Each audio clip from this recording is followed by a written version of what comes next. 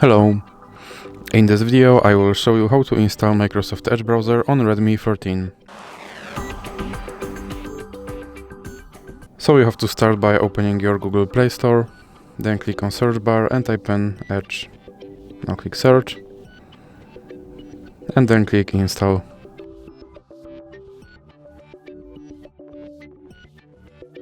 Now you can click open and you can click skip introduction. Now you can set this browser as your default browser, or you can click not now. Here you can customize your homepage, or you can click not now. And now you can sign in to sync your data, or you can click not now. Here you have to confirm your data and privacy settings.